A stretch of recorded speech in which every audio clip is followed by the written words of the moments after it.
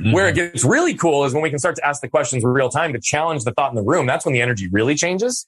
And that's great. But it has to start with the internal questions we ask ourselves, because it's like, do I put credibility in this? Should I listen? Do I need to? Like, how do I feel about this? Was I out of line? What could I do differently next time based on what that experience was? What was happening on the other side? Was the person that I was actually talking to responding in a way that I was unaware of? Was my speed, my cadence, my tone, my volume actually putting them off where the outcome is going to be derailed? If that's the case, guess what? That's my responsibility, right? So the reality of it is you just have to see it for what it is. And I've dangled this awareness thing I've used this analogy recently that I'm starting to really like. It's almost like you have a microphone that's hanging from the center of the room. And it's a 360-degree microphone that can pick up everything. Understand it. Again, neutral, objective, non-judgmental. Your filing clerk is receiving all these variables and information in a way that it knows what it is. You just see it. But then when you can move your consciousness from a place that you do that to now I've got a really directional boom mic because I need to hone in and focus here. Right now, I need to hear this and process it and understand it. When we can start to do that from a place of consciousness, that's when we really start to change the game, right? Dennis Rodman, that's all he's doing. And what he's doing is buying into a philosophy that we believe into, which is I am statements.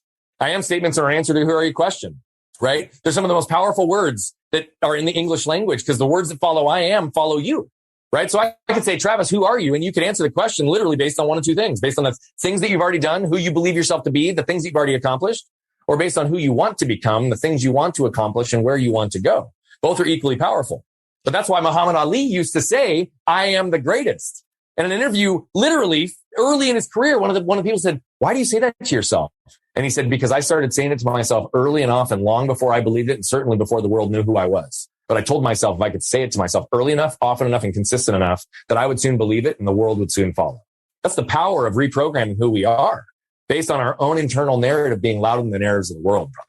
I love that we talk about that from the perspective of inside out, because the problems really come when we define ourselves from the outside in. Like right now, I'm active duty Navy. When we're recording this, I'm not sure when this is going to be live. But if I define myself as my title, my rank or position, like currently it is Navy Lieutenant, Naval Flight Officer, Division Officer of Current Operations at Stratcom Wing 1. If I define myself by those titles and those external things, when I retire, and I have a feeling that this is where a lot of veterans struggle, I lose that title. I then lose my identity. And if I've defined myself with I am statements that say those things, then when those change, have I lost who I am? Yeah. So by the way, what you just even talked about is the fact that we're actually conditioned from the time we grow up to chase the what, right? What amount of success, what car, what house, what title, what job, what spouse, and it's all based on the shoulds, right? You said it best. In the first 7 years, we're great. We're born as the brightest burning light we're ever going to be. And then parents, teachers, employers, coaches, everybody around the world start saying, you should do this. You shouldn't do that. You should be this. You should want that. You shouldn't drive that car. You should drive that car. You should have that amount of money. Nope. You shouldn't have that. Right. And all it does is start creating these whats where we chase the whats. And by the way, I did this. I was deeply broken. Like who I am today is a byproduct of a long journey that we are not going to have time to unpack today. But the point is when you chase the what, you might get it.